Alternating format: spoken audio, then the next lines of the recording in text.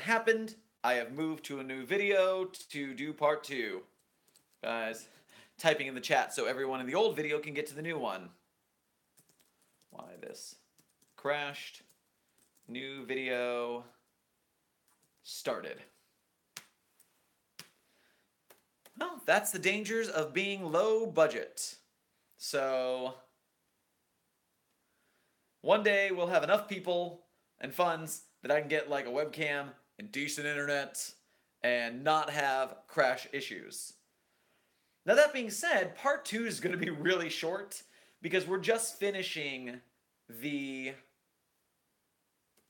phrase I'm looking for. We're just finishing the spelling and grammar, and that is going to be really quick because we are almost at the end.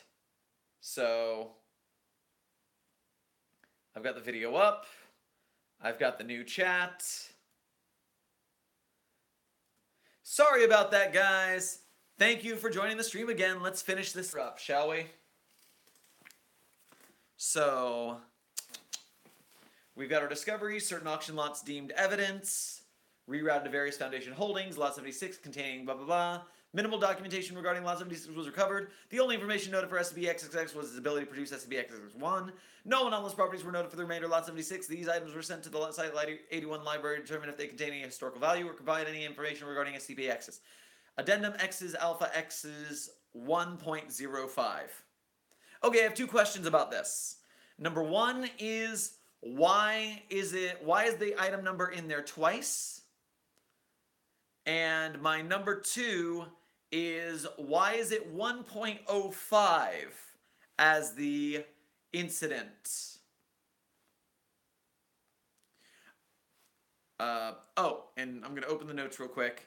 You've got a poem, you've got an item, Copley's book, biography, disease letter, articles regarding slayings, blood activation, Shadowland watch, two keys, vinaigrette, lupe pincene, lion metal, origins of revolution, before, or heterobalance. Okay, so a lot of that I can't decipher. Those are just notes anyways. Okay.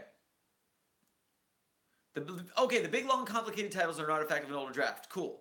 So, typically, your addendums, like, honestly, your format for your titles is interesting. It's not bad the way it is.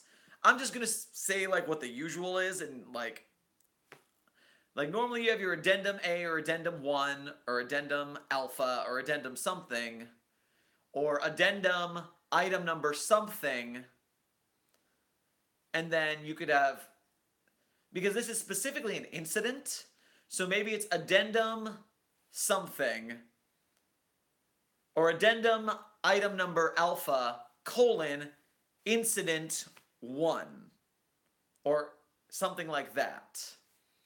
It was more the poem. That's what the SCP picture of the bouquet is. Okay. Cool. Catch fly snowball with juniper surround.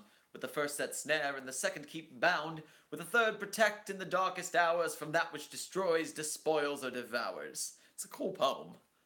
That's sweet. Okie dokie. So yeah, addendum titles you can fiddle with. Not a big deal. Because it's okay to have elaborate addendum titles. There are a few more bouquets that popped up during intake testing. Okay, I see what you mean. And what you do, it seems to be, is your pictures are, I noticed it in your notes, that 1.29 is extra incidences of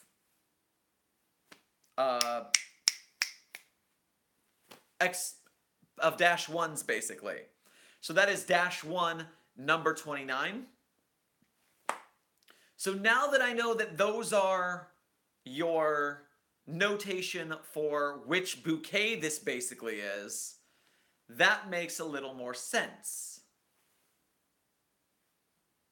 So that is literally as close to a secure, contain, protect bouquet. That's fantastic.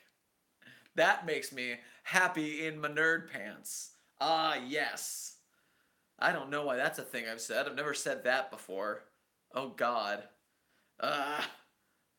Okay.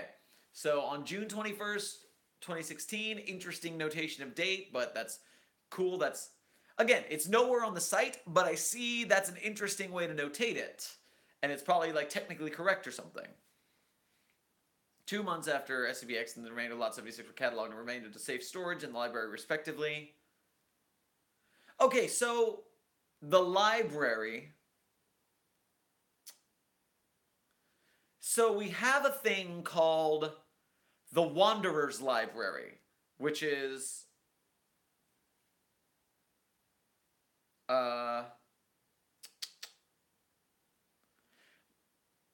like what a Capitol Library, the first thing I thought of, I was confused for a second, but then I came back to snapping into Site-81. So maybe like remanded to safe storage in the library at Site-81 respectively. No, that's still fine. That's fine the way it is. That was me just braining out on a completely separate subject. An instance of SCP-X-1 appeared on Senior Erica Carson's desk while she and a colleague were at lunch. Upon returning to her office, Carson picked up the bouquet, initially believing it to be a gift. Shortly thereafter, Researcher Carson was seen to leave the administration wing carrying SCP-X-1.05. Okay, because it was an instance of SCP-X-1, and then it was notated as 1.05, okay, so I can see that change. I figured the documentation that was itself non-anomalous would show up in a library or records of some sort. Yeah,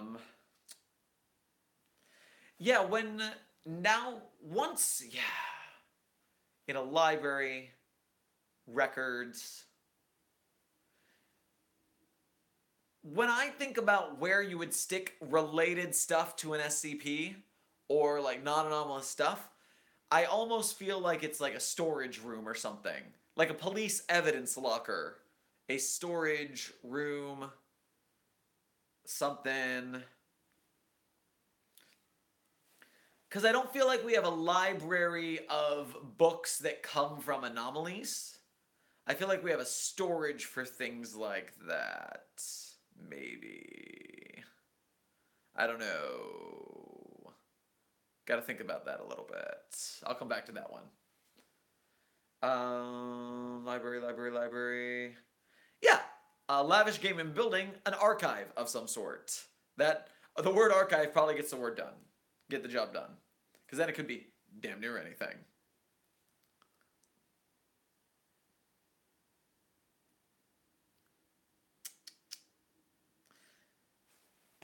Yeah, because a library that strikes books. Okay, so yeah, we're gonna go.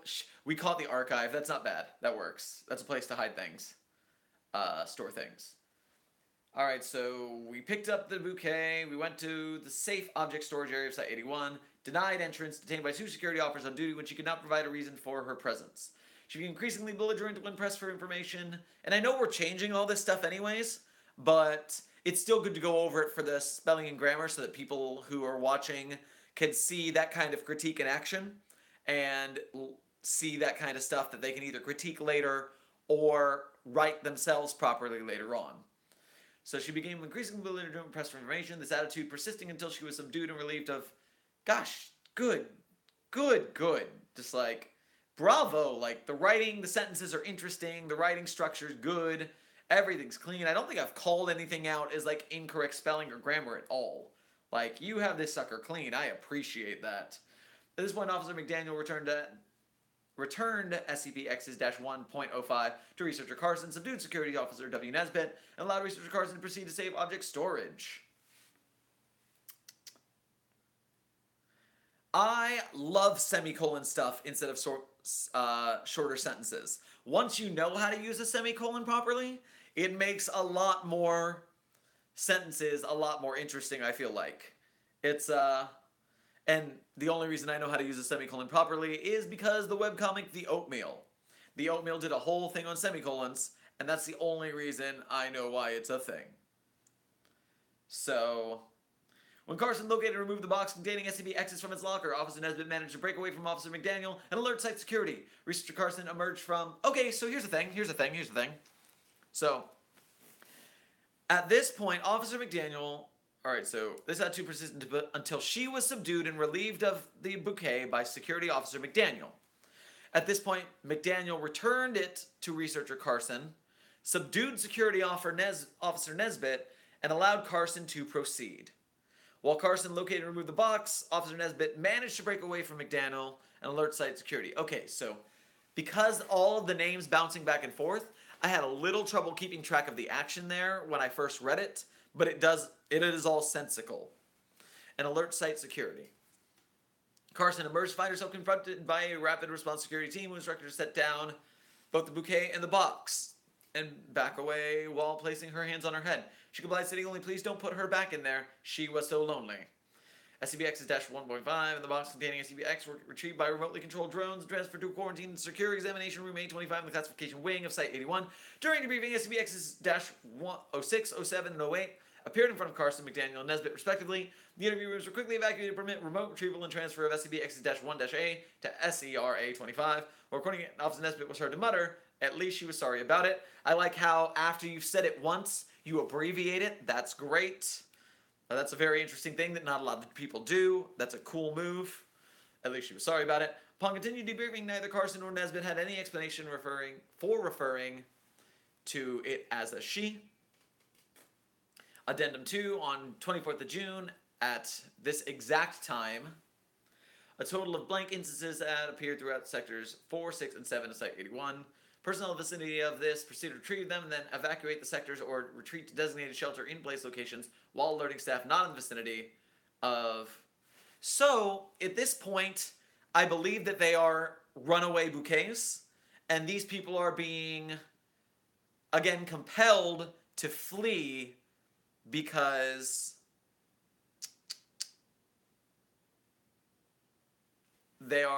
because of the compulsion effect. Because that's the only reason that every person who picked one up would run. And now that I see that, that makes, again, sense. But they could all take it as a warning.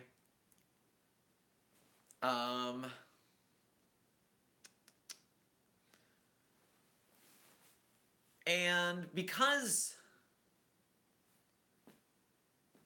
So what you need, if it's not a compulsion in this sense, I'm considering that maybe everyone still gets the same bouquet, but our main researcher, Carson, also gets the bouquet, figures out the meaning,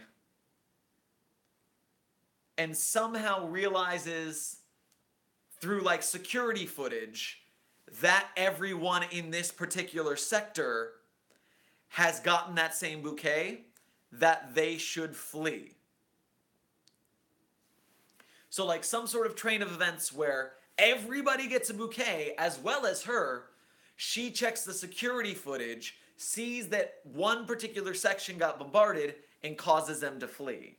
Maybe her bouquet is different, like hers is warning, and then she checks security footage around the site to see what the warning is, sees the other bouquets that say flee, and has them flee that area.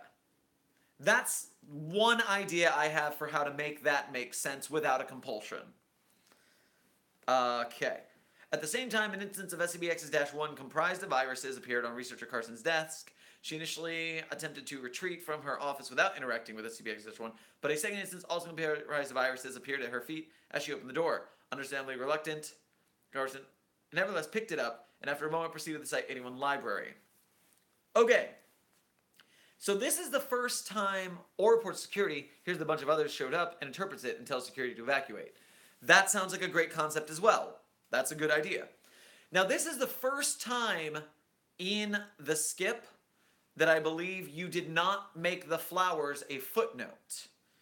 You say that there's an instance comprised of irises, also comprised of irises, but I don't think anywhere else you pointed out the flower in the thing. Now that's probably because it's important to the story that we know that those are irises.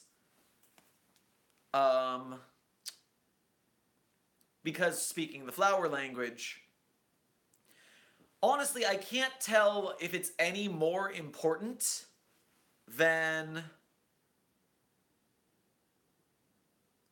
any other one. I feel like if you're gonna put the flower arrangements in footnotes, or you're gonna put the flower arrangements out of footnotes, that consistency could be needed in this case. Because, like, very specifically, during debriefing, in the above addendum, 6, 7, and 8 are all the same compilation of flowers, because it's the apology bouquets, but those are in the footnotes. So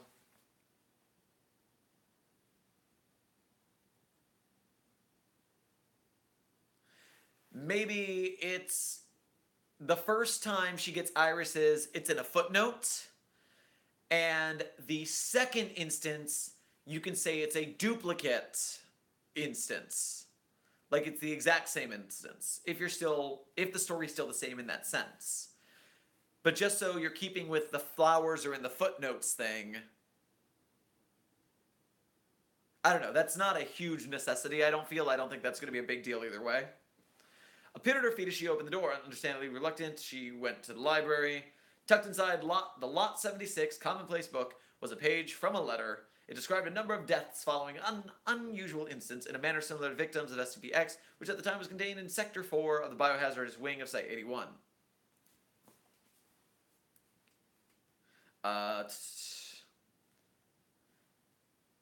Something about my brain wants to put a hyphen between Sector and 4, but I don't actually think that's correct. I think it's correct without a hyphen. Or I think it works either way. I think my brain likes hyphens for Sector 4, but I don't think you need a hyphen for Sector 4. In fact, I think it's better without one, and I think my brain's just wrong. At this exact time on the recording equipment, SCP blank breach containment leading to a widespread contamination of sectors 4, 6, and 7. Yeah, because especially if you're doing multiple sections, you don't want hyphens. It is estimated that approximately blank casualties would have resulted had the mass manifestation designated event blank gamma 1 and subsequent evacuation not occurred. So I think in your addendum titles, you should have the word incident or event if these are incident. Like maybe they should say event blank or incident blank depending on the situation. And then since August, there have been blank gamma events forewarning loss of containment at site blank, allowing for the prevention of containment loss in blank cases and minimizing casualties in remainder cases. Each of the event have involved an SCP with properties similar to something described in a piece of ephemera or notation contained within the Lot 76 commonplace books. Research into provenance of SCP-X and other items comprising Lot 76 is ongoing. Okay, so the last thing I'm going to go with is the coincidence of things she has seen being contained in the site that she is in. So we know there are. Okay, so it is supposed to be June again.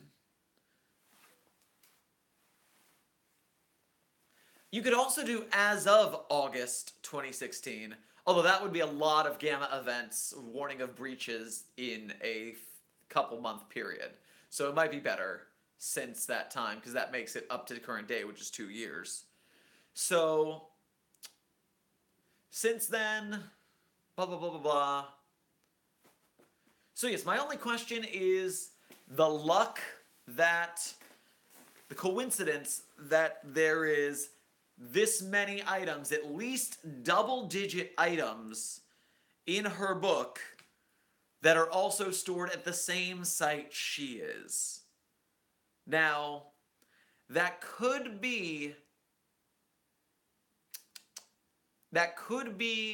explained if the site is in southern Indiana, is a Midwestern hub, and she is from somewhere near Indianapolis. I was about to say, if everything's contained in the same area that she's from, which your photography company is in Indianapolis, your person of interest was killed in Indianapolis, and it's a Midwestern hub,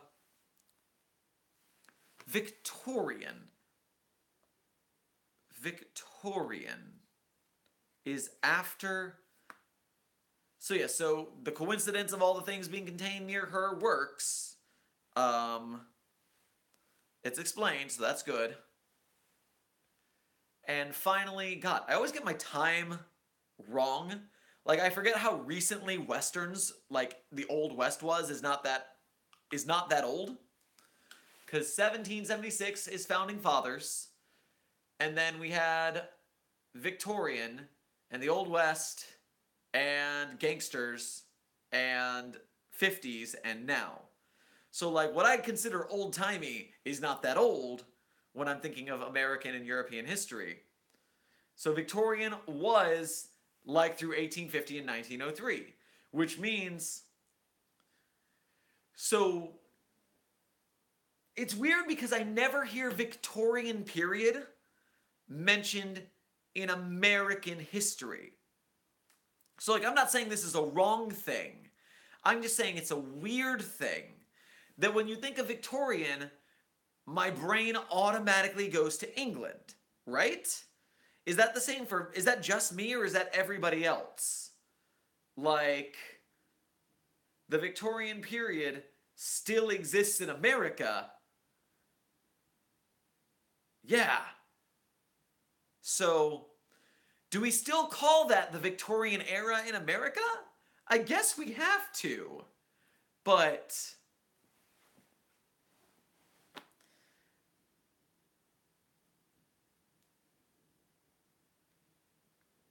because the young couple is in Victorian attire, they're from Indiana. Are they American? Are they English transplants? Like, I don't know. Something about that sticks in my craw the wrong way. I never get to use the phrase sticks in my craw. It's such a weird phrase. Like, Victorian era America. What? That's such a weird thing to say. But it's accurate. Like, and in the East, it was a lot more like England than in the Wild West. Lavish asked if that would be colonial America, but not colonial was like the 1776. New York City. Pardon me, are you Aaron Burr, sir? Sorry, Hamilton moment. So, yeah, colonial era would be earlier than that. We still hit again, and those photographers were real. So, like, this is a real thing. And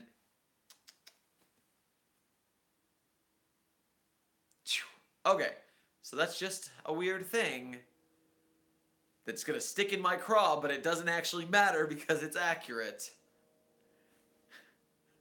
Okay. No, and I like that, like, the photographers are real. Like, I use all sorts of, like, real things. It could make sense if they were from England and moved to America and kept their clothes, says Amazing Ellen, but, like, Americans still probably wore Victorian era clothes. Like, Victorian fashion was still an American thing? No, don't leave the draft, Sherman. Stay on the page. Gosh, open a page over here. Go opening my Google. Coming over here. So if I put Victorian era America in Google, yeah, the Victorian era is named after a period from 1837 to 1901, the length of the rule of Great Britain's Queen Victoria. American Victorianism was an offshoot of this period and lifestyle that occurred in the United States, chiefly in heavily populated regions such as New England and the Deep South. Whew! They're advertised in period newspapers and everything. Man, just, It's those things that my brain won't register, but did in fact exist and are real life. Is this real life? Is this just fantasy? Okay. So guys, really, I'm just riffing at this point. We have figured want a little more of a mind screw, says Sat-42. Oh, gosh, darn it, I forgot how I say your name. Sat-42.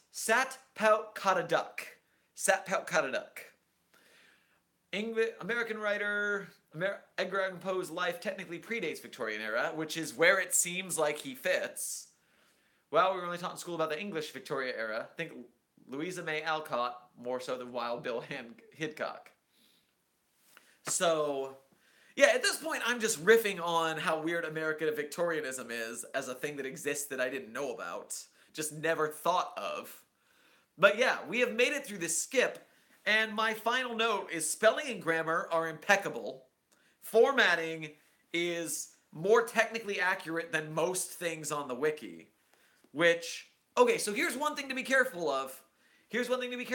We have this problem, when you come from my background in theater and film and things like that, there's a lot of things we do in entertainment that are purposefully wrong for the sake of making sense in entertainment. In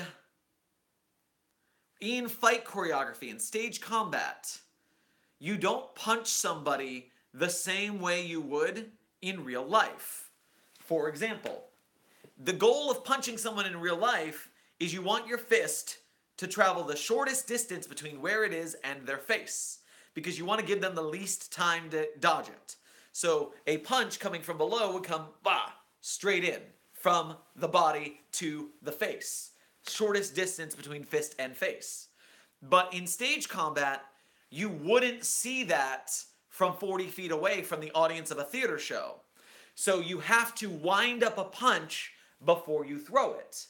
And that's terrible form, because if you wind up your punch like a doofus, they're gonna dodge it. They see it coming, they dodge it, but a real punch is too fast and too quick to read in theater. The same way, your formatting's impeccable. It is technically more correct than anything on the site. The addendums all make sense. Everything is accurate. It's important to look at it in the style. I'm not saying change it now, but I'm saying when it posts, keep an eye out for people saying it's too dense and it's too hard to understand. And make sure your story is very, very well presented. You get that story cleaned up the way we talked about, in the way that, like, presenting her story, because you might lose some votes from people who can't read it at that level. So that's the one thing you have to worry about, is you might be going over some people's heads because they don't actually read technical documents. Thankfully, it's not that dense. You did a good job of that already, because if it were like a legitimate journal article, I can't read those. I cannot read journal articles. It's not a thing I phase out so fast. There's a reason I'm a liberal arts college dropout. But yeah, beyond that, the writing's impeccable, the grammar and all the punctuation, all this capitalization. I didn't find a single thing in spelling and grammar, I believe. Wiki formatting, you've got it on lock. Footnotes for days. But they can click on them. Footnotes are hard on mobile. That's my weird thing. Because in mobile, you click a footnote and it like blocks your screen, and then you gotta poke it again, and sometimes it doesn't go away because mobile formatting's weird. But on desktop, those are super easy. You're gonna look at the story structure and kind of flesh out bringing her into the spotlight a little more than Person of Interest 707249. I can't wait to hear more about them. I'm still super excited. But yeah, that is everything. I think this was, you are like 99% like this could go up as it is. I want more of the story of Victorian era lady. So I'm looking for that. By the way, so is Chatelaine is her name. So I can call her Chatelaine, right? Excellent. So I look forward to hearing more about Chatelaine's adventures. I look forward to hearing more about Person of Interest 707249. Chopping him down doesn't seem... God, again, I hate to chop him down because it's such an interesting hook. It's just that I really want to be able to jump to that story. And if you say, if people ask about it and you're like, I'm going to write that story later, then I'm sure that'll be fun to cross-link to later. Because the wiki is all about cross-linking, so when you do the story about POI 707249, that will be a good thing to cross-link to. Or even if you don't plan on doing it, someone will take that hook and run with it. And these misadventures are going to spread, and I'm very excited about that. So I don't think you should chop down POI, dude. I think you need to build up Chatelaine. Chantelane? Chatelaine. Chantelane. Chatelaine. I think Chatelaine needs more.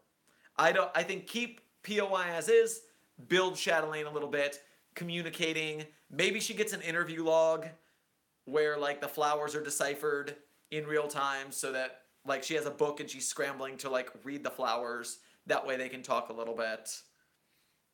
Something like that. But overall, I hope everybody who is viewing this, not Karnickel, but everyone who's viewing this to help out, I hope that we all can learn a lot. It's Elisa. A Chatelaine is a person who's in charge of a household, the one who keeps the keys to his heart and the spooky stuff and the investigates. Okay, so maybe Chatelaine shouldn't be capitalized? Because I thought that was her name. Just because it was, it's an interesting word I don't know, and it sounds like it could be a name, but because it was capitalized, I thought it was a name, but I thought the E was also important, so that made me think the E was the person who gave it to her. Like, the fiancé is Edgar, and then the Chatelaine is the girl. But Elisa is the Chatelaine. So, yeah, maybe... Oh, it's also the title of the organization she belongs... Oh, my lord! Oh, my lord! This is so deep. It's so layered. It's a parfait. Oh, my god. Jesus, this is so layered. My lord, I can't wait. Because then Chatelaine is going to be cross-linked later to more stories. Oh, my lord. This is so good. Is this your first SCP? What else have you written? Like, Jesus. My god. I'm so excited to, like, read more of your things. Whether they exist or not already. This is really cool. Huzzah. Okay, so what I was saying, yeah. Build up Elisa. Build up Elisa. That way she is stronger as a character than POI 707249 for now. And beyond that, your aces. Your aces. I'm excited. This is going to be cool. Everybody who's watching, that's what I was saying. That's the tangent before I tangented. Everybody who's watching, I hope we learn a lot about technical writing from this. We have a legit chemist. We have someone who does this for a living and writes these documents. So we should all be learning from this draft. Like, look at it, read it, check it out. First SCP, some Danny Phantom fanfic. Yes! Amazing! Alright. Perfect. First attempt is some Danny Phantom fanfic. The second is this deep lore story. Oh my lord. What a jump. So, gang, read this, learn about technical reading, take your examples, like, get this on the wiki so that I can share it with people when I'm like, this is what technical writing looks like. Because we need more examples of what the legitimate stuff is so we can all learn from it. Beyond that, thank you guys so much for tuning in for Site-42 Critique Lab. I am so excited. This has been a great show again. Beyond that, I hope you guys enjoyed your show. I hope you had fun. I hope you learned something. If you want to help out the channel so I can keep doing more of these, check out all the YouTube-y things below. We have a Patreon. We have a merch store. The merch store is a little light at the second, but I'm working on that. We're going to get some cool new things in. I've commissioned some artists. It's going to be super cool. We're going to get cool shirts. Patreon, merch to help financially. Discord to stay in touch. Like, share, subscribe, spread the word.